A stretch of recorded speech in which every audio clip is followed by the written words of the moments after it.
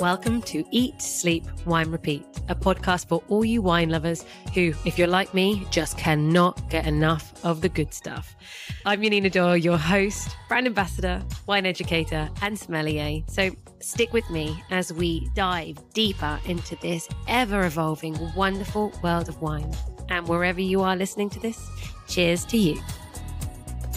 Hello, wine friends, and welcome back to part 2 with Norbert Reinisch, who is the export manager of the winery, who has played a crucial role in bringing Barbera back into the higher echelons of the wine world. So I am talking about Braida Winery. So today's episode, it's a deep dive into one of Italy's fantastic grape varieties, Barbera.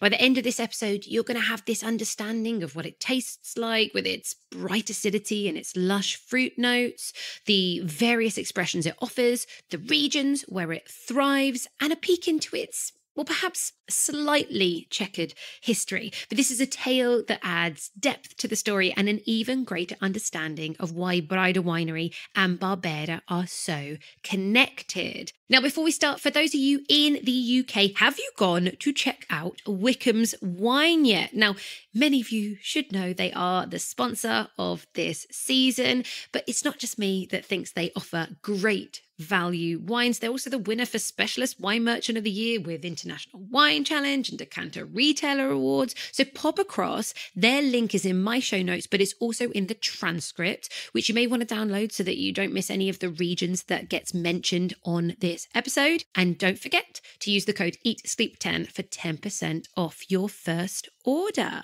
But for now, if you can drink along with a glass of Barbera, do it. Settle in and let's explore this grape and the winery that has rewritten its history. Now, I want to get serious because when we talk about Braida, the winery, it is the story of Barbera grape variety. So why is Braida, the winery, so synonymous with this grape variety? You have to imagine going back 40, 50 years, Barbera was the second mostly planted grape variety in Italy, red grape variety, after Sangiovese, and then followed by Montepulciano and other things. Today, and this is also thanks to my father-in-law, Giacomo, focusing rather more on quality than quantity. Actually, it's number 5 after Sangiovese, Montepulciano. Then it's actually Merlot, to my surprise. Oh, really? Okay. Primitivo, and then Barbera. So it's very interesting. So you can see from around 70,000 hectares planted in Italy in the 80s, we are down to 25, 30,000 hectares, which is a good evolution, I would say. And most of it is planted in Piedmont under the different denominations like Barbera d'Asti, Barbera d'Alba, Barbera del Monferrato, or simply Piemonte Barbera. But you can find it even in the further south of Italy, where Barbera can be used as an addition to the wine to provide some acidity, because it's a very acidic grape variety. But when Giacomo started, so Barbera was a super cheap grape variety. Quantity was more important than quality. What helped actually was a very bad wine scandal in the mid of the 80s. I think it was 86. There had been a methanol scandal. So two bottlers, so not even wine producers, but two bottlers, unfortunately based in Piedmont, in the southern Piedmont, were adding methanol to the weak vintages 84 and so on, not being able to imagine that people are drinking so much wine that instead of getting blind, having too much methanol, people were dying by this scandal. So it was, of course, Sangiovese number 1, but Barbera and the producers or the bottlers, they were here in Piedmont. So actually this year at Vinitaly, and this was published the day before Vinitaly, people didn't dare to taste or to drink Barbera anymore. And my father, Giacomo Bologna, said, how is it possible? We have so much Barbera, it's coming out of our ears and the eyes, and we are not able to produce a quality wine out of it. And he was traveling at this time, actually this was in 1982 or 81, in California with friends, so including Angelo Gaia, Luigi Veronelli, and other wine producers, to see a little bit the wine culture, the the Calital, this Californian Italian wine culture, including Mondavi Gallo and so on.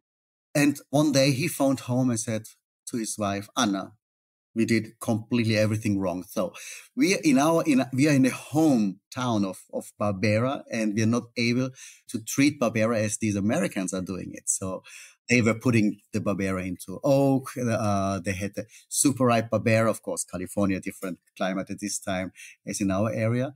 Or let's say that they put some focus on it. And he came home and said, okay, treat Barbera as a noble grape variety and you will obtain a noble wine. And so he started to select a vineyard in Rocchetta Tanaro, actually in a fraction of the village called Bricco, which just means, it's a very common name, which just means top of the hill. And he selected this vineyard at this time, maybe it was 20 years old wines around. And this was the 81 vintage. And he put this into French barrique. So people were saying, "Are you crazy? What are you doing? These cheap grape juice into these expensive barrels and so on." And he was also encouraged by Angelo Gaia. No, leave it, another. So they were phoning nearly every day and tasting a lot together. And 81, it turned out it was a quite weak vintage. So not really, it lacked nearly everything to get a balanced wine. So he tried again in 1982. Using 50% of these 1-year-old barrels and 50% of new barrels. And this 82 was one kind of century vintage, if you want, in Italy. Oh, and really? Of course. And so it turned out a completely different style of wine. So really powerful, but elegant, perfectly balanced between the high acidity and the nice tannins from the oak. So it was really a super surprise. And when it comes to the date to show the wine after 3 years to the public, so at this time, maybe still today, but at this time, Vinitaly at Verona was the biggest wine show in Europe, maybe in the world. And so he was ready to present his Barbera d'Asti, actually this time Barbera di Rocchetta Tanaro as a table wine. And what happened, the journals were writing about Barbera and methanol and nothing about else. So nobody was interested to taste Barbera. But everybody wanted to taste the Uccelone wine because Uccelone means actually the big bird. Uccello is the bird, Uccelone, the big one. Because on this hill, on this Bricco, the house is still there. There was living an old lady, maybe 160 tall. She was a widow, so always clothed black, and she was coming down to the church and to make shopping. And she had a very prominent nose in her face, like the peak of a bird. And she was nicknamed L'Uccelone, Uccelone, the big bird. And Giacomo has chosen this name because in Italian slang, Uccelone has a different meaning either. So let's say if a man is a well-hung person, you say, "Hey, oh, he has a big Uccelone." So the point, we invented Viagra many years before Pfizer did it. And this was really the first impact that people were interested in this wine. And they didn't even want to know that it's Barbera. But of course, with the time, they found out. That it is Barbera. So it was really one of the most successful wines at this edition of Vinitaly. Bricco dell'Uccelone, the first vintage was 1982. Oh, wow. So you had to trick people into tasting the wines. But once they had, people then started going, "Oh, okay, Barbera is actually very good." Yeah.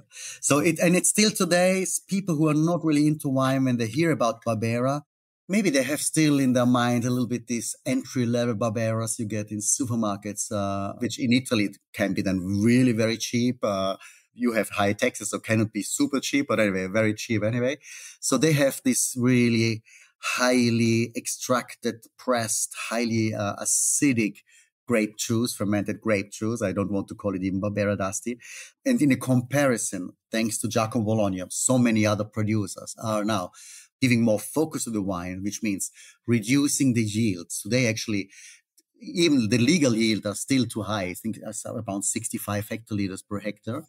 But let's say for making quality wine, you have to go down to 40, 45 hectoliters minimum. And then it's not necessarily to use oak, but let's say you need some touch of oak, so even big oak, just to give some flavor concentration of the tannins. Barbera itself is very low in tannins, but using oak wets, so you have a kind of micro-oxygenation which fixes the polyphenols better, so you have deeper color and a little bit of mouthfeel if there's some touch of oak.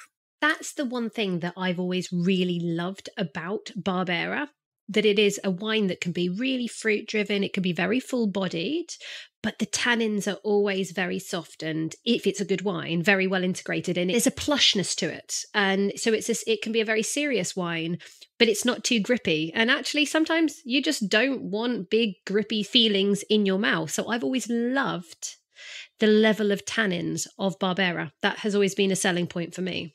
No, especially the point, let's say with the simpler wines, and let's say Montebruno, we will taste as next wine, is a wine really you can sip also starting in the afternoon, it invites you to drink another glass because it's so juicy, it's so refreshing the palate thanks to the acidity.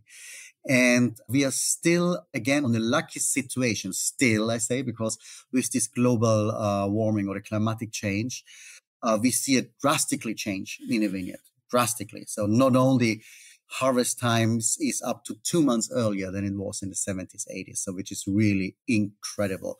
Sometimes we start picking Barbera grapes in August. You cannot even imagine to say this a person in the 80s, because I remember when I moved down from Innsbruck, this was in 1998, we started the Bricco Lucelone vineyard harvest October 8th. So this was the normal time, yes. And October 8th, our wine cellar is already super clean. So all the tanks are already wrecked. It's incredible. Wow. So it's really changed a lot. Absolutely. So obviously right now, yeah, as you said, harvest has changed massively. But as a grape variety growing out in the vineyards, am I right in thinking that Barbera is actually quite an easy grape variety to grow out in the vineyards?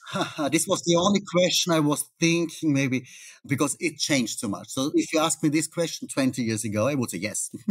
Yes, of course. Let's say Barbera is quite a vigorous variety.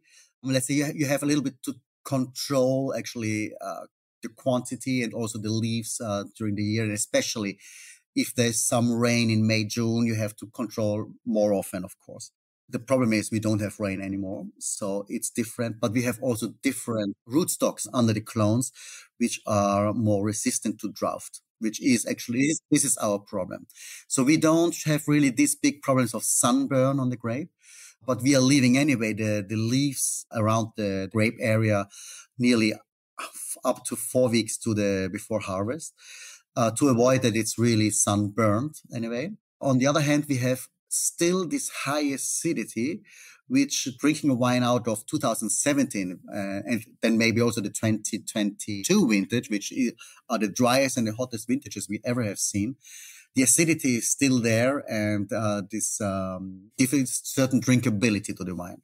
Today, unfortunately, we are facing, first of all, this drought, so which is, let's say, everybody I think I would say everybody in Italy and everybody in Piedmont, of course, has to deal with these problems. Since last year, so not even a year, we got, after many, many years, the permit of irrigation, which in all other areas, with the exception of Basilicata, there's no irrigation, or there were no irrigation allowed for vineyards. And since last year, the law was changing in May 1st. Then in May 2nd, it started to rain for 3 weeks. So we didn't need it either last year. That's ironic, isn't it? But anyway, now we are informing ourselves which style of irrigation would be best to our vineyards, because having, let's say, with the old vineyards, it's not so a big problem. If you irrigate the young vineyards, the roots are coming rather back to the surface than staying down or going down. And then, of course, where to get the water. This is actually the big question, which wasn't answered by the government when they said, okay, now you can irrigate. Well, with what? Yeah, they said you can, but they didn't tell you how. Wow, the joys of the ever evolving vineyard. So, okay, Barbera as a grape variety, do you feel, as again, you can get Barbera d'Asti, which is the 3 wines we're going to try in a second. You can get Barbera d'Alba, as you said, there's different places. Do you feel that Barbera changes quite a lot based on these different regions? Yes, of course. And there are 2 main differences which self-explain why the wines are tasting different. So we are, as I told you, in the Monferrato, so Iron Mountain, clay, sandy soil, rich in iron, with some limestone, so calcareous marl in between, which fits for Barbera and Grignolino perfectly. If you go further down, this means 30 minutes with the car. You're driving slightly up and you are going more in the hillier, nearly mountainside, where you have really limestone for first, oyster shell banks with some clay and sand. So this makes a big difference because wines like Barbera and Grignolino, they like especially this clay soil to express the fruit, to make it really a fruitful wine. Whereas Nebbiolo, Barolo doesn't really want to be a fruitful wine. I want to have structure, want to have a novelty, want to have the power. And this needs similar actually to Burgundy soil, this oyster shell banks and limestone soil. This makes one of the differences because, let's say, we don't want to have a powerful, let's say, anyway, with global warming, the Barberas are getting powerful wines, far too much for our opinion. But let's say this is nature. But for the soil, certainly you have the better fruit expression and also, I think, more lifted acidity on this clay soil in the Monferrato, in the rather more northern parts. And then, of course, when you are a wine producer and you are in the Langhe, outside of Barolo or Barbaresco, and what would you produce? You produce Barolo Barbaresco because you can make out more money with Barolo and Barbaresco. So the best sites of the property is reserved for Nebbiolo, of course. And rather more the lesser sites, this means north facing or more in the lower parts, which sometimes with alluvial soil and so on, is reserved for or Dolcetto or Barbera, which makes the other difference. Of course, it depends always on the producer, how they make the wine. I don't want to say generally that Barbera d'Asti is the better Barbera than Barbera d'Alba. But let's say in general, these are the big differences which you have to think when you're producing the Barbera and when you're buying a bottle of wine, what you expect. All right. And if somebody is listening and going, okay, what is Barbera? We've mentioned that it can have a lot of fruit, and we've mentioned that the tannins aren't too grippy. How else would you describe Barbera in general to try and get somebody excited about trying Barbera? I remember when I started to drink Barbera, because I was in Italy, I was a Sangiovese drinker, I confess. And wrong region. When I switched to Barbera, first of all, I said, okay, what can I taste? Just also when I'm tasting the next time a blind red wine, that, okay, this is Barbera. And it's quite difficult. But on the other hand, when drinking hectoliters, maybe in the last 30 years, you have, first of all, you have this, again, a viney flavor. And let's say, I love very much Pinot Noir. And the impact of this vinous flavor of the wine, I'm just pouring this wine to me right now, reminds me, or I get it also when I am pouring and tasting Barbera in the glass. And then in second line, you have these cherry flavors. Actually, we call it rather more Amarena because we have a special variety here in the area, really black, big cherries called Amarena, which are extremely sweet, but extremely sour at the same time. On the nose, it seems to be, oh, you just opened a jar of jam or you're eating a cake, a Schwarzwälder Kirsch or whatever, because you have some chocolate even in this wine as well. And then on the palate, it's super dry. And you get rather more really this other red, sometimes even dark red fruits. So you have plum fruit. And then there is always some spiciness, which sometimes can be expressed also as an earthiness. So if the wines are not super clean or in a certain age of its development, they have some earthy character. So it's not Brettanomyces, but it's just the character of the grape in the evolution. And then, of course, in the older versions, you have also this licorice. So you have the turning, let's say this spiciness is turning into this licorice. Well, let's say now we are tasting a very young Barbera 2020 from quite young wines. So the mean age here, we are speaking about 26 years old wines, which for a winemaker is still very young. And we decided actually not to use barrique for this wine, but neutral big oak vats, so between 4,500 and 5,500 liters, where we keep the wine for 1 year. Then after 1 year in a bottle, we release the wine. So it's now this Montebruno, which is a single vineyard in Rocchetta Tanaro, as Barbera, which is actually turns out to be one of our most successful wines right now, because in comparison to the big cruise, which is super limited because of its size, here we can produce a little bit more than for the big cruise. And also, just for anyone when they're looking at labels and they know nothing about a winery, you've done a very cool, iconic winery. Obviously, everyone, if you go to my Instagram, you'll see the pictures of the wines. But this Monte Bruna, you've written the word, but then you've got words all around it. Like, it's a very, very cool. What do all the words on the label say? Because of course they are. Actually, let's say if you watch rather more the brown back label, which also actually it's the color of the clay we have in this vineyard, and it's actually there are parcels because it took us more than 27 contracts with 27 pre-owners to get this vineyard together. And so therefore we have these parcels all together. And actually, it was once in our village, Rocchetta Tanaro, we have a very famous noble family called Incisa. So as they are from Rocchetta, they're called Incisa della Rocchetta. And let's say the wine freaks immediately associate this with one of the most famous red wines from Italy, which is the Sassicaia in Tuscany. And it was actually the grand uncle of the actual Comtesse who left literally actually 100 years ago, or just around World War II when it started, to Tuscany, getting married to a cousin of Antinori, which was called Gheradesca, and founding the winery Tenuta Sanguire in Bolgheri, making this famous Sassicaia based on Cabernet Sauvignon and Franc. The other family started really not to produce wine here in the village, leaving the slopes like it was, and then with all this inheriting to the nephews and nieces and so on. It turns out that this today, really one of the most beautiful spots. You go up to the vineyard, and it's also really quite big. So now we have 16 hectares only for the Monte Bruna. It's now very unique. So really, really beautiful, all planted with Barbera. But it took us 10 years to get to this point. So, and now since 26 years, we are happy to produce the wine Monte Bruna. And in the written word of Monte Bruna, where you have really to turn around the bottle. So you have to finish the bottle, otherwise the wine is getting out of the bottle.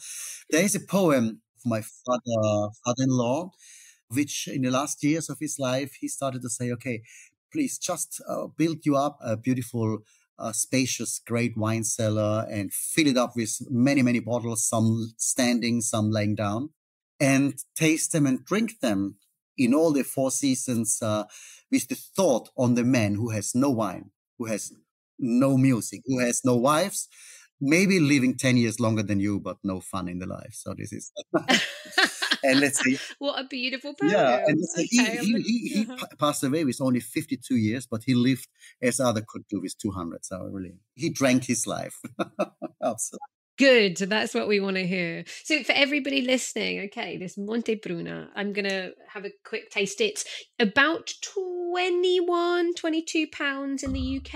I know Field and Fawcett are selling it. Benissimus is selling it. So you can get this wine in quite a few places. But see, now what you get this real concentrated, like red cherries, but there's a black plumminess to it. It's really quite plummy for me on the palate. Super, super vibrant, really, really fresh. And I think you kind of touched on, there is that sweet sour vibe, slight sweet sour, but it's not, when you talked about Sangiovese really takes me to this sour, earthy edge, whereas this is got a real bouquet of fruit. This is super fruity to me, right? I think there's a big, big difference. There's a nice concentration of fruit. And this we have seen especially in these hot vintages. And we have, anyway, only hot vintages in the last 20 years. Well, interestingly, this is 15%, isn't it? I just looked. But it doesn't feel like 15%. It's got a very, very spicy finish. It's very crunchy fruit on the finish. So actually what I like is that it's medium to full bodied, but it's quite fleshy. So I feel like the fruit fills out your palate the whole way through. Very, very smooth. There's this slight sour edge, this crunchy fruit edge at the end, and then it's kind of spicy. So the majority, if you like just a really fruity wine, this is great. But then I think you have got this slight dark chocolate shards in there as well, that's adding this like slight element. But I love the smoothness and the freshness and the concentration of fruit on this wine. Absolutely. And actually I would also add some cranberries. I love cranberries when I'm in the States, and this is really there is this sweet, bitter sourness of cranberries as well. I have to say, and I'll see when I taste the other two, but actually, again, with Barbera, I very often always get this mix of red and black fruits, more towards the red typically, but a real mix of the two. So I'll see if I still back that up after tasting your other two. Now, I have a question though. So this is a much younger, fruitier, fresher style. As the wine matures, like you mentioned, if we're patient enough to hold back a Barbera for 4 years, we might start getting more of that hazelnut, licorice edge. Is that generally what just continues to develop, or does anything else happen if you have a pretty old aged mature Barbera? I can say this especially from our wines because we are tasting many times. So there is an evolution for 4 to 5 years going up. So it's gaining complexity, and there's this addition of this hazelnut, so this nougat flavors. You will see then, or we can speak with the other two wines to taste. The oak certainly has a better integration after 4, 5, 6 years. And then I describe it always that way, that it stays at the plateau, especially the cruise for at least 10 years. And then every single bottle makes a little bit its own development. So some of them, they remain there. Some of them, they're even gaining more complexity. Others, this depends always also on the quality maybe of the cork, are declining, getting a little bit the sweetness of that. So these are the evolutions. But 15 years, and let's say the wines we have in the wine cellar, which never left the winery, so no transportation, no heat exposure, and so on. If we open in 89, and I would say this wine is 10 years old, you would believe it. So it's really incredible. Okay. Yeah. So this is, let's say in many places, especially our import in Australia, for example, he's very, very careful about transportation. And I always tell him, I'm not every year, but every other year or every 3 years now after COVID there. And we are opening old wines. I say it's like tasting like in my wine, out of my wine cellar, because they're so fresh and integer. It's fantastic. Whereas it happens sometimes in Germany or wherever they put it standing up for 10 years. And of course, the cork is not so happy with it. So yeah, well, that is the interesting part of where you buy your wines from. You never fully know, but okay, this gives us a reason to come and visit you, to be really, really nice, bring a few roses like you mentioned in the first episode, and then maybe you might go to the cellar and open up something a little bit older for us. Let's say Janine, for you for sure. Yay, me, I get an older vintage. Everyone else, we're not so sure. Anyway, so for anybody wondering, this vintage that we're drinking, this is a 2020, isn't it? Yeah, so it's had, well, probably 3 and a bit years, but we now have another 2020 vintage, but this is one of the crus, isn't it? So this is, am I right? This is the flagship, the Bricco dell'Uccelone is the flagship, isn't it? It is the flagship. So also the first wine when the winery got nationally and internationally renowned. And I think also the start of modern quality Barbera production in Italy. As I told you before, let's say Giacomo was the first to select the vineyard. He was also the first to put this, at this time, cheap grape variety into the quite expensive barriques, or old French barrique. Let's say what changed in from the beginning to today. Certainly, let's say the impact of oak is definitely less than it was 20, 30 years ago. Let's say actually last year we celebrated 40 years. 40 vintages of Bricco dell'Uccelone. But we learned, and also with the ripeness of the fruit, with the change of the climate, that we need less oak for it, and especially less new oak. So we are using maybe 40% new barrels. So I'm speaking about the 225 liters of barrique, all French oak from different producers, mostly from a local producer called Gamba. But not only, there's also François Frère, Seguin-Moreau, and so on. And the time was a little bit reduced from 17, 18 months to 14 months for the time. So, because I think, or we think, with the different character of the wine, due to the climatic change, the wines need less oak, because it's already so concentrated of fruit. It's already very warm, even on the nose. It jumps out of the glass. So 2020, so we are really in a very lucky series of great vintages. And I would generalize it to the whole peninsula, Italy. So we have had this exciting 2016. Very difficult. So the only thing really difficult, the 2017 for the heat and draft. Luckily in 2018, some rain, especially in summer, which for us was more than helpful. And then a series of 2019. Wow. And since a couple of months, we are selling now 2020. I'm showing to the public the 2020, and it seems to be even better than 2019. So which was unthinkable a year ago. And let's say even 21 is very, very promising, but I don't tell more because it's not in the bottle yet. Precisely. Let's focus on what we've got.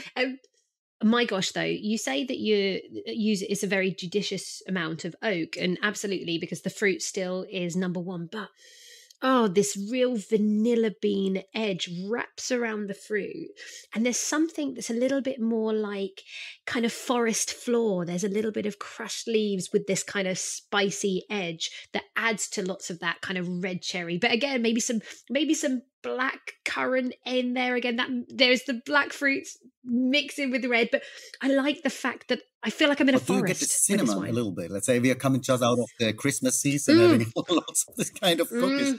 But let's say having this even done later with some cookies after dinner, you get even cinnamon out of it. So it's incredible.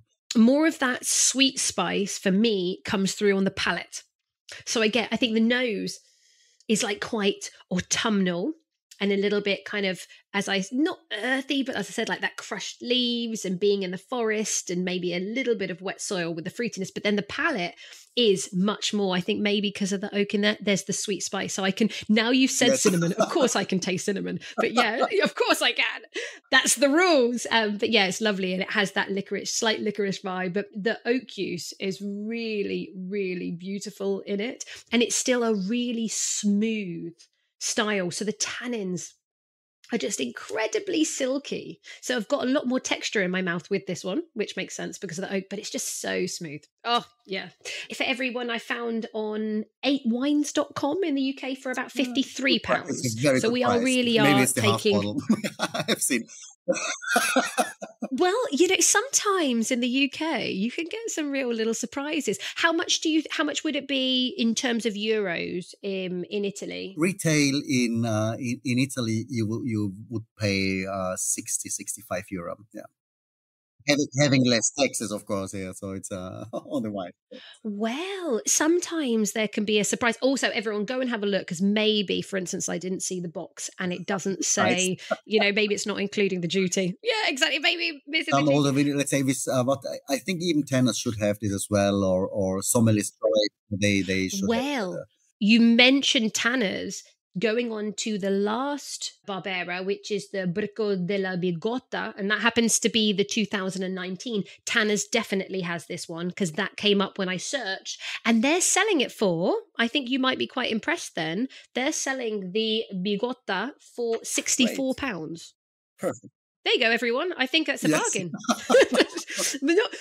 Unfortunately, when we start dealing with numbers above £10, not everyone would agree it's a bargain. But definitely, you're not overspending. So let's have a look. So 2019, you thought probably was a better vintage than 2020 until now the 2020s come out, and now you're not so sure. Is that the way? No, it's so difficult tasting this 2020, and let's say I started already to taste the other two crews, Bigotta and Suma. They are so charming at the moment. So usually, let's say, unfortunately, these wines, as I told you, you should cellar them for a couple of years to really get this elegant complexity which will develop this wine. Right now, it's a little bit primary. Of course, you have this impact of this red and black fruit from the beginning. And actually what we noticed, or since 10 years, or since 2009, actually, we noticed that all our Barberas, and we are speaking, 9 was also extremely hot vintage, we get a kind of pepper spices, which we never had before. And even in the old vintage, you don't get it, which reminds me personally to one of another favorite appellation I like to drink, which is the Northern Rhone. Especially Cornas, and you have this kind of pepper soup with the Shiraz. And this brings me actually to the shape of the glass, let's say, because if you go to real sommelier series, they choose and then my brother-in-law was actually present when they made the decision. The same shape for the sommelier series, the same shape of Syrah with Barbera. And Julie said, in our tasting room, we are switching to this kind of, let's say, it's a personalized glass, anyway, from Riedel, but shape rather more Syrah glass. Personally, if you would ask me, I would rather go for a Cabernet glass for this, Cabernet glass. If you come to our house privately, you will have this out of a really big Burgundy glass, older vintages. So let's say we love this to underline the fruit of the wines. And I think I'm just changing now, same wine from a Bordeaux to a Burgundy, and you really get even more elegance, some more the light red fruit and the black red fruit are out of this Burgundy shaped glass. So it's your choice of what really you want. Let's say Syrah, Bordeaux, or Burgundy. I think, let's say it's perfect. All the three. The fact that the tannins are always so well integrated and are not so grippy, actually, I can see how that would work in a Burgundy glass. But I've had conversations about, wine glasses so many times. One, it's subjective. Two, genuinely, the right wine glass will completely change what you taste in the wine. It might bring out the fruit more. It might change the structure. It might make the fruit seem sweeter. But there you go, everyone. So is there a right and wrong? You're just going to have to try. You need to get a bottle. Get a even selection two of glasses. bottles, not only one.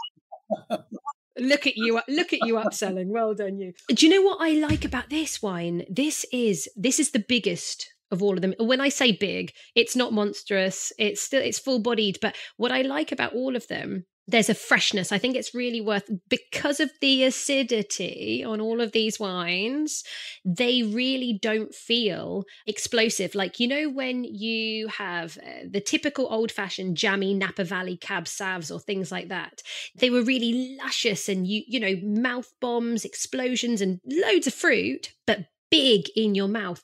All of these three wines are just very elegant, no matter what style, and they don't feel big in the mouth, even though this is the fullest bodied wine I've had of the three, and this is a full body wine. But I love that it's like this kind of roasted coffee, toasted edge to the fruit. It's got this slight, you mentioned Syrah, which is, so you're getting more of the pepper. I'm also getting a slight gamey edge, that slight meatiness. There's just something that's just adding to the lovely plush fruit. Absolutely. In the wine. Let's say if you want to discover your umami part of the tongue, try this with that wine. It's really absolutely perfect. I so agree. That's lovely. So, okay, that's three really interesting expressions. Again, I feel very, very happy. Lots and lots. This is my conclusion. Barbera is all about fruit. It's quite an elegant style because of all the acidity. Medium to full body, depending on what you have. Typically has a little bit of a spicy edge to it, typically on the finish, and lovely smooth tannins. That is my conclusion for Barbera, certainly as well, the Barberas that you do. What would you pair? Do you have a few favorite dishes that you would bring out if you were pouring some Barbera? I have to divide a little bit the dishes with the Montebruno style of Barberas, which is the more easier, fresher style, which works with lots of pasta dishes, risotto. Now we are in the season of the risotto. As I told you before, we are the biggest rice production in Europe is done just 40 kilometers from here in Vercelli. And mushroom risotto, any kind of, let's of course with pork or beef risotto or pastas, work with that. Even just simple cold cuts, including again the local cheeses, even with gorgonzola and so on.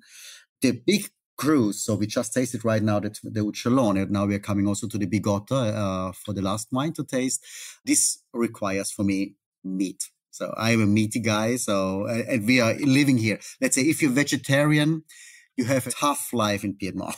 So it's not the right. Then, yes. Let's say the chefs they would be delighted to accept the challenge, but let's say it's a challenge for both, for the chef and for you. So it's yes. Well, thank God for mushrooms at the very least. No. So the rule is, if you're a vegetarian and you don't like mushrooms, then probably best to go somewhere else. So to have good food.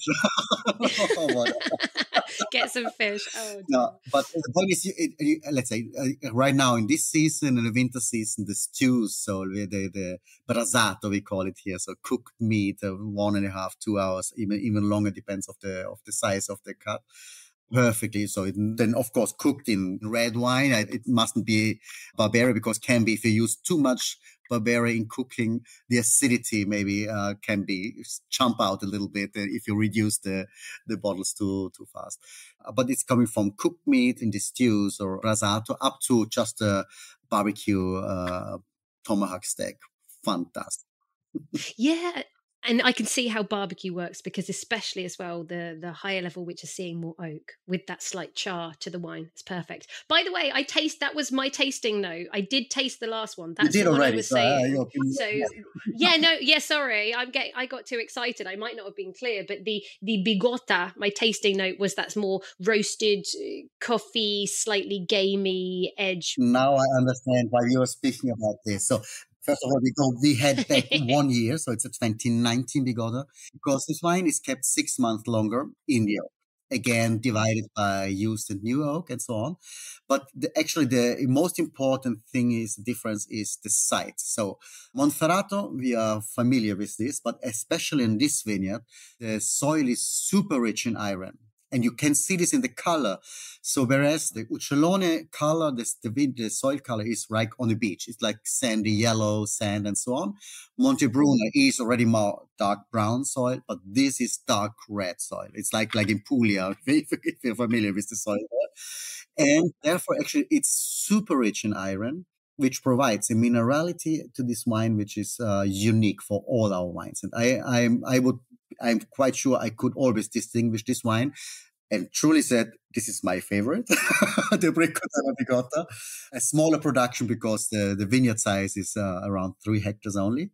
But you get this minerality. Sometimes on the palate, it feels rather more acidic, but it isn't. So the acidity, the pH is, let's say you can make a copy paste if you want from the analysis, but it happens more on the palate. You get more, it's more mouth watering. It's more interesting for me.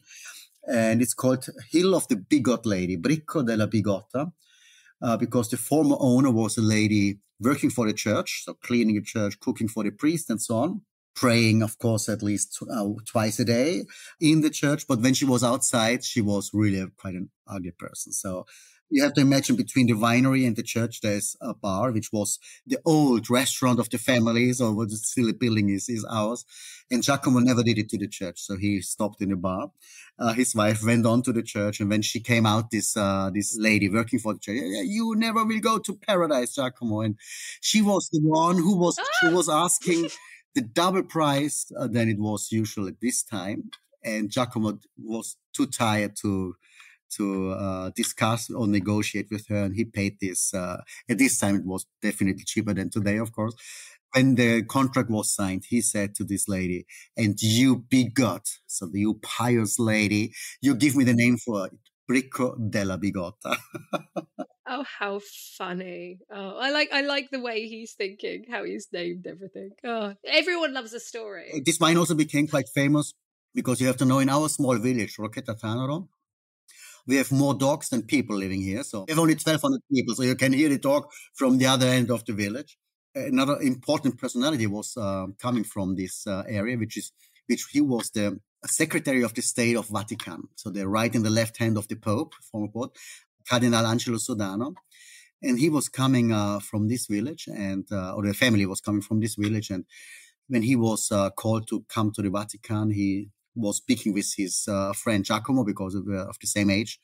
Giacomo, I want to have wines in the Vatican from my village. This would be, I would be so proud be about.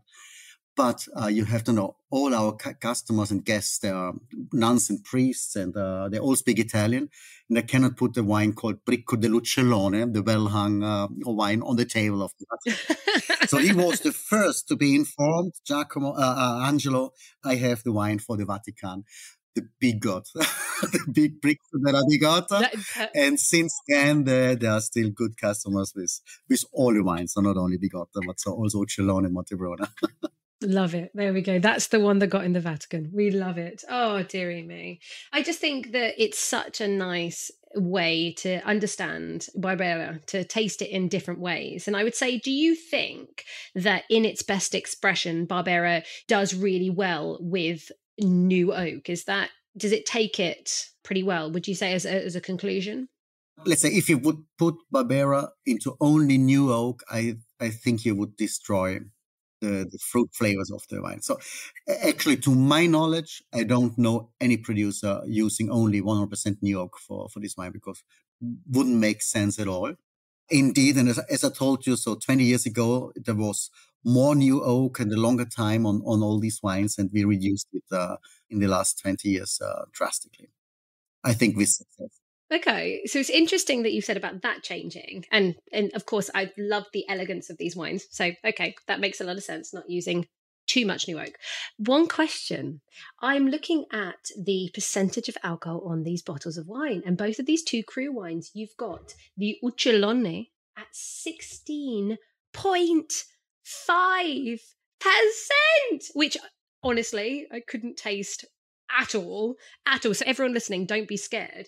And then the Bigota is 16%, but I'm still shocked. I'm shocked, one, because I don't taste it, two, because they don't seem explosive, big, powerful, monstrous numbers, but also, is this alcohol percentage happening because of global warming? Is this a direct thing, or has Barbera always been a pretty high alcohol grape? First of all, I must say, you don't get this alcohol immediate, as I told you. So it's not into the glass, it's not hot, it's not brandy, but you feel it after the second bottle. You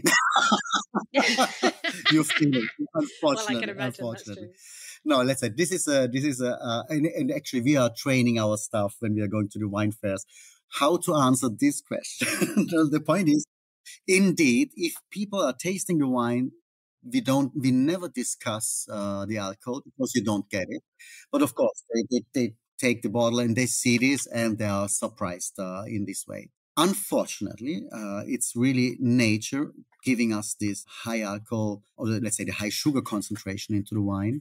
The point is, we are harvesting, as I told you already before, up to 2 months earlier than it was 20 years ago, to avoid even worse, let's say. I can't even imagine. Definitely don't leave your grapes on the vine till October. It can be worse, trust me.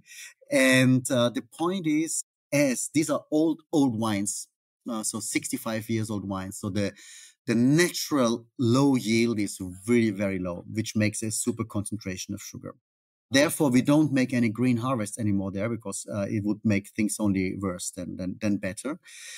And we started already, but don't ask me for the results yet. We started to plant already over the top, so over the Bricco on the north-facing side, experimenting what is happening. So with, let's say, a good phenolic ripeness, but less sugar concentration. But this we can discuss in 5 to 10 years, if we will succeed. Now, we know it's a problem because the market is rather looking for low or even no alcohol wine. We try to do our very best. So we have a lower canopy, also leaf wall, canopy management. We leave the grape into the shadow as long as we can, and pick the grapes as early as it makes sense. On the other hand, we must say, let's say we were speaking about these tannins, but these beautiful soft tannins, natural soft tannins. Tannin extraction in Barbera needs some alcohol. So if you have really an 11% Barbera in a bottle, certainly won't have any kind of extraction of tannins or evolution of tannins. We are all aware, and we have always discussion, let's say, with my brother-in-law, what we can do, let's say, shut the palms or add some water, dilute it. No. Listen, I will conclude. I just wanted to bring it up because I found that really interesting, because you don't taste it at all in the throat. It doesn't feel like it. These are really beautiful, fruit-driven, high acidic, balanced, elegant wines. So whatever you're doing, keep doing it. Well Thank done. you so much. Anyway, thank you very much for taking us on the journey. This is only just a small amount of your range, and you do beautiful whites, and everyone needs to just go to the website and have a look and check out what kind of wines you do. But thank you for letting us know a little bit more about Barbera. Grazie. And we'll speak again soon. I'll come see you in Piemonte. So you take care. Thank you so much. Take care. Bye. Well, I hope you are now all sufficiently inspired to drink more Barbera, or in fact, jump on a plane and go and stay at the Braida Wine Resort and wake up in their vineyards. Now, next week, I am talking with Stage 2 Master of Wine student Anna Spooner, who lives in the southern Rhone Valley in France. So she's going to be taking us through her journey of how she got there and then talk to us about those grape varieties of this region. And, well, in Châteauneuf-du-Pape alone, there are 13 grape varieties, or in fact 18 if you consider the Blanc, Gris and Noir versions of each one. So, certainly a region that could have multiple episodes. But for now, I am leaving you with a wine quote. And as this is an Italian episode, I've chosen one by Italian writer Mario Soldati. And he simply said, "Wine is the poetry of the earth." And, it absolutely is. Each sip is a stanza and each vineyard a verse. There we go. I'm a poet myself. I hope you have enjoyed this episode. We are done for today. Do subscribe if you haven't already. Make sure if there's a bell, click the bell so you're always notified as soon as a new episode comes out. Like the podcast, leave a review if you can, and do continue sharing with your wine-loving friends. Wishing you all a week of fun, joy, good vibes only. I raise my glass to you. Until next week, wine friends. Cheers to you.